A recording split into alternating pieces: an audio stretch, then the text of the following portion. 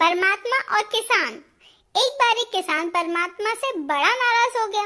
कभी बाढ़ आ जाए, कभी सूखा पड़ जाए, कभी धूप बहुत तेज हो जाए, तो कभी ओले पड़ जाए। हर बार कुछ न कुछ कारण से उसकी फसल थोड़ी खराब हो जाए।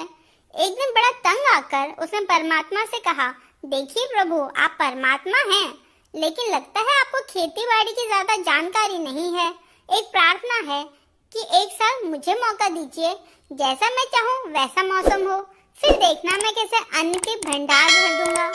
परमात्मा मुस्कुराए और कहा, ठीक है, जैसा तुम कहोगे वैसा ही मौसम दूंगा, मैं दखल नहीं करूंगा। किसान ने गेहूं की फसल बोई। जब धूप चाहिए तब धूप मिली, जब पानी तब पानी।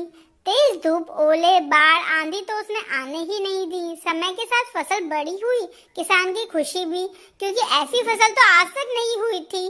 किसान ने मन ही मन सोचा, अब पता चलेगा परमात्मा को कि फसल कैसे करते हैं। बेकारी इतने बरस हम किसानों को परेशान करते रहे।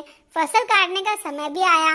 किसान बड़े गर्व से फसल काटने गया, लेकिन जैसे ही फसल काटने लगा एकदम से छाती पर हाथ रखकर बैठ गया। गेहूं की एक भी बाली के अंदर गेहूं नहीं था, सारी बालियां अंदर से खाली थी। बड़ा दुखी होकर उसने परमात्मा से कहा, प्रभु ये क्या हो गया? तब परमात्मा बोले, ये तो हो नहीं था, तुमने पौधों को संघर्ष का जरा भी मौका ही नहीं दिया। ना तेज धूप में उनको तपने दिया, ना आंधी ओलों से जूझने दिया। उनको किसी प्रकार की चुनौती का एहसास जरा भी नहीं होने दिया। इसलिए सब पौधे खोखले रह गए। जब आंधी आती है, तेज बारिश होती है, ओले गिरते हैं, तब पौधा अपने बल से खड़ा होता है, तो वह अपना अस्तित्व बचाने संघर्ष करता है, और इस संघर्ष से जो बल पैदा होता है वही उसे शक्ति देता है, ऊर्जा देता है, उसकी जीवटता को उभारता है।